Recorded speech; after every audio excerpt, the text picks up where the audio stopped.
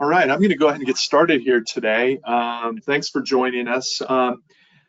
When when Americans and their families are facing, a long-term care situation, it can be one of the most difficult experiences they face, and it really takes a toll on everyone emotionally. But that's, before they learn the cost of care, and then the implications of, what they're facing. Really hits home at that point. And the insurance solutions, that we have to help our clients in those situations have really been evolving over the last, decade. Traditional long-term care is still an option for some people, but premiums can be expensive, and underwriting in many cases is difficult. Um, our new short-term care solutions, is kind of another emerging area where we're able to get coverage for many people. For many people in those situations as well. But today we're here to talk about fixed index annuities, and this is actually part two of our Life and Annuity Resource Center introduction program. Annuities with LTCI riders are kind of that third leg of the stool, but there's also many other, things that it can help our clients with, whether they're in the Medicare phase of life, or in other phases, along the way as well. So with that said, I want to give a shout out to Sean Ruggiero, who kicked off the series last week with a good introduction, to the program. Today, I'm happy to have Tim Cooper here. He's the Vice President of Annuities at Brokers International out of Des Moines, one of our integrity partners. And we've teamed up with Brokers International to bring these solutions, to you folks. And we hope you enjoy this series today. So with that, Tim, I'll kick it over to you. Awesome. Thank you so much, Tom. Yes. Welcome, everyone. Thanks for having me on. I know the initial webinar probably was a long one, at least an hour, right? That was the introduction. I was hoping that didn't threaten everybody. Going forward, like this one, heck, could be 15 minutes or 20, depending on questions and so forth. So they're going to be a little shorter ones going forward with different, areas of the Larc system and how to use it. So, I'm going to start off with right now is a great time to be in the financial space in our industry. I just celebrated my 22nd year here at Brokers International last month, and I've been through a lot of different interest rate environments up and down and so forth. And I think one of the longest ones we saw was definitely the 2010s, right? All the way up until COVID, and shortly after that, did things finally start changing. We were in some of the lowest interest rate environments we've ever seen. And now rates are really, really strong. Some of the best we've seen, at least in my 22 years. So what's that mean for you? There's opportunity there. The old saying is, when rates are low, like they were in the 2010s, you refinance your home. And when rates are high, like they are right now, you refinance your retirement. And that's exactly what we're seeing. Anybody who may have gotten to some sort of program, here in the 2010s and so forth, and boy, if those contracts are coming up, no better time to get them into a much better rate and so forth. So how do we go about that? How do we have conversations? For those that are feeling a little uncomfortable about talking about financials with clients, I have one group that there's a guy on every time, and I think he asks me the same question every time, and that is, I'm scared to death I'm going to ruin somebody's life by doing something wrong. And keep in mind, Larc and the Life and Annuity Resource Center is built to get you over those objections. So we'll start off with these lovely disclaimers, of course, just to summarize this. Probably just like yourself, we're not allowed to give tax and legal advice. I don't hold a proper license to do that, nor do you. And if you do, great, you can. And then anything we're using for like illustration purposes is all hypothetical, at least for this conversation. So here's the Larc, Life and Annuity Resource Center. Sean went over this in great detail. And like I said, when you're saying, boy, I do have a little bit of troubles, how do I get into that? He talked about the gold question and so forth. But when we have those conversations, today we're talking about this financial inventory, or the confidential needs analysis. The best thing about this is it gives you the questions and that you need to get answers to, that not only is very, very important to give to our specialists on the back end to know how to figure out what's right for the client, what product to recommend, and so forth, right? That means you don't have to be an expert. If you're that person that says, oh my goodness, I'm worried about if I can do something wrong, we don't expect anybody to go out there their first time or two and just start recommending product not knowing what they're doing. We do have those experts behind the scenes, so keep that in mind. So, you know, and once again, I don't expect anybody to see a lot of this information, but this is part of the confidential needs analysis or fact finder. There's a number of different things you can call this. So what we're looking for is basic information here at the top.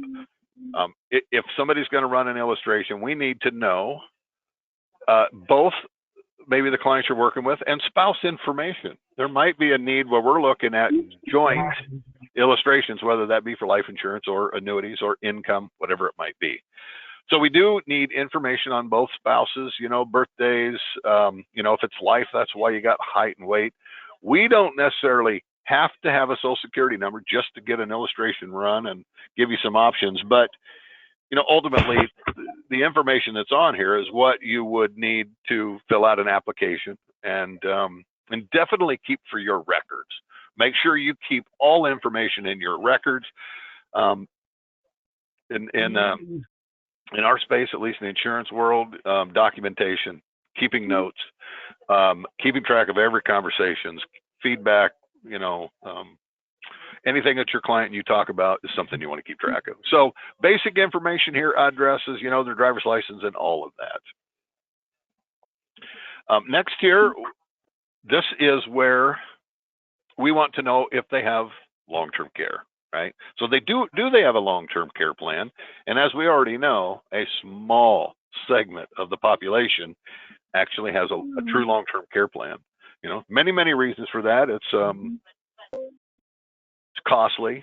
You pay for it forever usually. Those rates go up the older you get, and sometimes it almost gets unaffordable. But we need to know this. The information is, you know, what are those benefits that they're paying for? How much are they paying? And what are their concerns when it comes to long-term care and so forth? So very important information, like when our specialists come back and are looking for maybe a product that fits, is that going to need to include some long-term care benefits and so forth within it, okay? And then what the golden question always leads to is, do you have anything that acts like life insurance, as Sean says? And that doesn't necessarily mean do you just have a life insurance policy, but this is where you're going to gather that information. You know, do you have life insurance, amount of coverage you got? What type of insurance is it, right? Is it term? Is it, geez, Sean likes to use whole life as generically. That could be an IUL, premium, you know, all this information. And then what we also mean by what do you have that acts like life insurance is, you know, I need to insure my life of income as well, right? If I'm going to retire, do I have enough money that lasts me? So you're going to ask them here, you know, do they have IRAs, 401k, CDs, even annuities or what have you here? So once again, as you can only see, is pertinent information for us to do our job at least. Now, if somebody says, yes, I have a life insurance policy and here's my last statement, here's my policy, here's my annual statement on my annuity or my 401k last balance, you know, that information you'll want to capture as well. That's additional documentation you can always submit back through Larc, which we'll get to in a second. And then where is their income coming from? Employment? Do they have Social Security? Is there a pension? Remember, there's only about 19% of the actual population anymore that has a pension. You know, that's what makes annuities so incredibly amazing and interesting to people in retirement, is because, you know, the value of a pension is that when a client retires and they want income for life, for as long as they live, that's what a pension provides. As long as you're living, you get that paycheck, and you can do it jointly. So Pensions have gone away. Not many people have them anymore. So what else out in our world is a pension type of plan? I mean, where can you go buy? What can you purchase with your dollars that does the same thing that a pension does, which is pay income forever, as long as you live? You can run out of money, but you can never run out of income. And that's an annuity, literally an annuity. That is it. CDs don't do it. 401ks do it. Mutual funds don't do it. An annuity is built, oh my goodness, many years ago. And that was its plan, right? It's a long-term savings vehicle that at some point in time, you're going to take income from. And although there's options for shorter income, if you only want to take it for 10 years, 15 years, you can. But it does have the options through riders and or just annuitizing that you can have that income last for as long as you live. If your actual dollar amount on that annuity ran out at age 85 and you live to 120, well, guess what? You still get the income. There's no physical value anymore, but that's not what's important. The important is, boy, if I live long, I'm healthy, modern medicine takes care of me, I'm guaranteed that paycheck for as long as I live, and that's what's important. So that's what we're asking here. Where's your current income coming from? Because one of the big questions we ask is, is your retirement guaranteed? And what we mean by that is, is it guaranteed that you're not going to run out at some point in time? There's future webinars talking about that topic specifically, so I won't go too deep into it. It's talking about with liquidity and withdrawals and the 4% rule and so forth. So we'll get into another one as well. So let's talk about this fact finder. We go through all this information, and with that, we can kind of our experts can use that to decide what's best for this client. So, for example, somebody says, nope, I don't have long-term care, and no, I'm not self-insured. That could be an IUL with living benefits, if they're needing some sort of care, or you can put away money over time and use that for income as well. Or if it's more immediate, you can use an annuity as well, but mainly IUL with living benefits. What if they said, no, I don't have long-term care, but yes, I'm self-insured? Okay, there's your long-term care annuity, or just an income annuity, depending on the main needs of some of the answers you've done. But we do have long-term care style annuities that we call hybrid products, and very beneficial for people that still want protection from the market with a safe indexed annuity or fixed annuity, but has these types of long-term care benefits I was concerned about. What if they answer, yes, I have life insurance? Well, oh my goodness, depending on how old that policy is, that's your life insurance review and potential 1035. And I don't know why these colors are different, but 1035 exchange, keep in mind, I tell everyone that when you want to buy something new with inflation, it gets more costly, right? You want to trade in your car, you want something new? Well, guess what? That new car today costs a lot more than it did the last time I bought one, and so forth. Homes are going up. You see all this. The best thing about life insurance is, due to modern medicine and just people living longer, life insurance actually gets cheaper, believe it or not. So if someone's bought an old policy and they've been paying into that based upon mortality, rates from 20 years ago, 10 years ago, 30 years ago, whatever it's been, hey, let's look at the cash value of this policy. You may be able to actually 1035 that into the current life insurance policies today and get so much more coverage, or we can get you the same coverage and you can use some of that cash value to do other things with that, maybe put it into an income annuity and so forth. So, but that's your opportunity right there, is to grab that statement that they have from their life insurance policy, and let's let our experts take a look at that. So what if they said, no, I don't have life insurance, no, I'm not self-insured? That's where your IUL can come in, for that scenario, of course. Answered no to life insurance, but yes, I am self-insured. So look at a fixed index annuity to cover, once again, all those other concerns that they had, lifetime income. If I'm self-insured and I have this big 401k, what are we going to do with that, right? Think about if they check that they're married. Now, the big thing here, and I'm going to resort right back to my pension statement, is most people will say, oh, you know what? I get higher income if I choose that single payout on my pension through where I work. Well, guess what? Choosing a single payout means it's only going to guarantee income for as long as I live as the owner. God forbid I die early. My wife, my spouse, She has nothing. She doesn't get any of that income. The only way she would have got it was if I would have selected jointly income. Yes, I have to take a little bit less. That's just natural, right? So if you're married, let's look at income replacement. What happens upon your death? Does that income go away from your pension? Well, let's look at maybe taking a little of that money, funding an IUL, or even an index annuity if you don't qualify, and we can start building up some money so that upon your death, there's something there to move on to your spouse as well. Yes, I've got some kids, right? So, well, let's talk about, is it important for you to pass on a tax-free gift to those children or grandchildren or whoever that is? The most efficient way to pass money, tax-wise, I should say, the most efficient is obviously through life insurance. And then finally, what about those same kids? Are we looking to pass on future income for them versus, just a lump sum they might go out and buy a big boat with or whatever it might be? But of course, we can look at using an indexed annuity as well as some of those opportunities to help them. So we went through the financial inventory, kind of what it means, what it's going to do. We go back and we are going to take that confidential needs analysis. We're going to take any documentation that you might have gathered from them, like statements from their current plans. Heck, even upload your notes to that, because when you go in to ask the specialist, all this information is what they're going to need. If there's something missing like that, or they just look at a statement, they might come back with additional questions. If you don't have some of that, but if you click in there, you can see, and these presentations we do sometimes use some older forms, but when you go in to ask a specialist there, here's your annuity scenario, your life.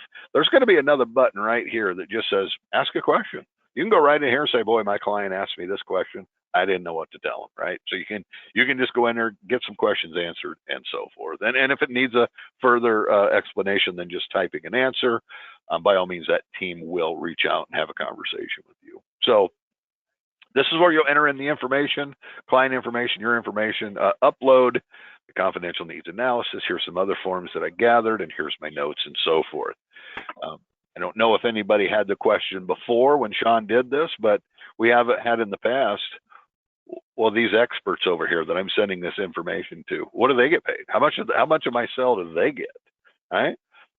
Well, they're an employee of Brokers International. They get paid for what they do, and that's taking your information and analyzing it and coming back with the results. They're never part of your sale. They're never on the application. You don't have to pay them anything. That's what we do. We're providing that service for you. So, I mean, boy, could it get any better? So what are these steps we're talking about? Well, we'll download the confidential needs analysis, use that form. If you have one you like to use yourself, go ahead. You can use that. Just make sure that maybe we don't have some additional information on hours that they need, but you can upload that. Ask that golden question every time, right? Do you have anything that asks like life insurance? Now, I will pause right there for a second. I was at a meeting, a live meeting I got asked to come to, and there was a lady there, and she said, well, you know what? I love that you're here, because I had one of my med sup clients or whoever it was tell me that they had $100,000 that they needed to invest somewhere for whatever the need was. I can't remember exactly at the time. She said, when they asked me that question, how do I come back and ask them the golden question? And I said, oh my goodness, you don't need to ask them that question. I said, you come across as a person that's very outgoing. You're very personable, and I can tell you're a good salesperson. You're already there. That person, you have that person's trust. Have a conversation with them. Just say, hey, I'd love to help you with that. What's the purpose of this money? Are you looking for income? Or are you just looking to, grow it safely? You want to pass it on to your kids, a charity, something like that. You need to have a few questions there that you just can have normal conversation, not just always say, oh my goodness, I have to start this out with my golden question. So keep that in mind. She loved to hear that. I go, it sounds like you two get along really, really well. So have an honest conversation with her. And you know what? I'm not even concerned if someone would say, you know what, this is not my expertise. I know about, financials and life insurance and so forth, but the people that I'm associated with, my company and our back office people, they are the experts. They're the ones that's going to help me. And boy, they're going to put a design together for you that's really, really going to be awesome. right? So don't feel bad that you may not know these initial questions, because I've been doing this on the phone, or I'm sorry, here at brokers, on and off the phone and doing live meetings. And when I get a question, I'm telling you right now, agents that I talk to, and even agents, when you're talking to clients, they love it, love it, love it. If you don't know the answer, you say, you know what, good question. I don't know if I know that one for sure. I want to make sure I get you the right answer. They love that. They don't love it when people just throw out an answer because they think they need to give them one. So keep that in mind. Submit all your scenarios through the Larc system. That's how everything's going to go to the right people. And we have a goal, if you're brand new to this, to write at least one annuity per quarter. I think that a pretty fair ask. That's, you get comfortable asking the questions. I think it'll be more than that. And if you can write one IUL whole life per month, and I think why we started out, why you can do those, more of those maybe to start, it's up to you what you like concentrating on. But life insurance, especially with a review, most people's going to have a life insurance policy, and just to ask, an easy question is just to say, hey, do you mind if I do a beneficiary review? Because I know there's a lot of times people they get divorced, or unfortunately death occurs in the family, and you still have beneficiaries on your policies, and you may not realize, oh my goodness, I don't have anybody on here that I want it to go to anymore, or can go to, I should say. So keep that in mind. Good questions asked there. Even on annuity, you can ask that beneficiary review. So I rambled on. I don't think we took too much time, hopefully, but Tom, certainly open it up for questions. Tom, if you have anybody has them, I'm here to give you the right answer and tell you I don't know it if I don't know it, right? Yeah, I've unmuted everyone. I think you still have to unmute if you have a question on your end, but yeah, it'd be, if there's any questions, Tim will be in a great position to answer that. I have one for you, Tim. Is there any like tips you have, when you're working with someone who's perhaps in that Medicare age, that senior age demographic versus maybe a little bit different situation than like talking to someone at 50 or 55? Do you have any tips on ways you might modify these questions based on that, or is it roughly the same?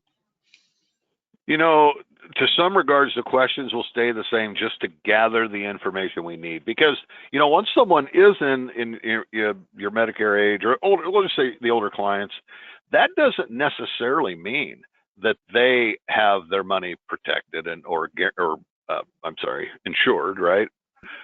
Protected, I guess is a better word. But because, keep in mind, depending on who they're working with or advice they've gotten from, or if some people like to do it themselves, I'll argue with anybody that the older we get, the less and less amount of money you need at risk in the market, right? Because if I'm working now and my 401k loses 25%, does that upset me? You darn right it does. But I got time to grow that back. But if I'm retired and I still have my money at risk and I lose 25% of my value, I can't earn. I'm not earning an income anymore. I can't replace that. If I'm taking money from my annuity, and once again, I'm sorry, Tom, we got a webinar coming up in the future as well. We'll cover some of this, but it's called double dipping. Sequence of returns. If the markets are down and I'm also taking money from my account, it's going to deplete that much faster. So, what we do is so beneficial to look at guaranteed income, getting them in a place where it doesn't matter what happens in the market, because we're going to guarantee your income at least is secure from any changes and so forth. So I think to some degree, Tom, and I think this is a long answer to your question, is I think the questions are right regardless of the age demographic. But if you think, there's additional ones you want to ask and submit through the specialist, absolutely. Yeah. One of my observations was, I like the fact that one of the first questions, in the needs analysis is, do you have long-term care? Because I think, if the agents on the call were having a conversation with someone about, their Medicare plan or their Medicare supplement plan, it's a pretty easy transition to say, hey, I'm going to collect some additional information because, you know, a lot of people don't realize that long-term care is not covered by their health plan. You've kind of covered that in that meeting, and so you've created this transition into this needs analysis to ask these additional questions using something that ties back to a health plan. So we all know that whether it's a group, an ACA, or a Medicare plan, the coverage for anything related to long-term care is very limited. And so that leading with that long-term care question is almost an extension of where you've been at, during that, or it's an extension of that conversation you've already had when you were talking about the health plan in those scenarios. So kind of think about it in those terms. There's this way to ease your way into these questions, and I think this particular order makes that easy. So I thought that was good, Tim. Yeah, and so keep in mind, I'm about to show my lack of knowledge in your space. Okay, so I'm going to say some things that you might laugh at me about now. Is from what I've heard, is that when you're paying for a med supplement or a med advantage or something like that, that it's a lot of times it's based upon your income and assets and so forth. So I've had some people tell me that just based upon what they're paying for those sort of benefits, I can roughly estimate by some reverse math how much they might actually have, right, in a ballpark. So that helps. The second one is there's concepts about, some people just like to have safe money in a money market or even a CD, paying 3.5%, 4%, let's say. Well, hey, if we can get you potential better returns, like in some of these MIGAs or even indexed annuities that have some great rates to them, if we can get you a 5, 5.5, 6% return on that, what monies are you using to pay for your med advantage? Well, put it into this where you can get a little bit better return on it, and this will help kind of, some of that interest that you're earning over and above where it's at now will help offset some of these costs that you're paying for these plans, right? So that's a good concept too. Now, we may not be able to have an interest rate large enough based upon the amount of their money have to cover that whole payment, but boy, any additional interest we can get on some of their money on the sidelines, as we call it, certainly helps. All right. Well, again, thanks to everyone for joining. I unmuted the lines, but I don't know that we have any additional questions. I'll give it 30, 40 more seconds if anyone wants to type a question into the chat, and then I can ask Tim. If not, we'll work to close up here in the next couple minutes. And so maybe they'll ask you questions so I don't have to start singing.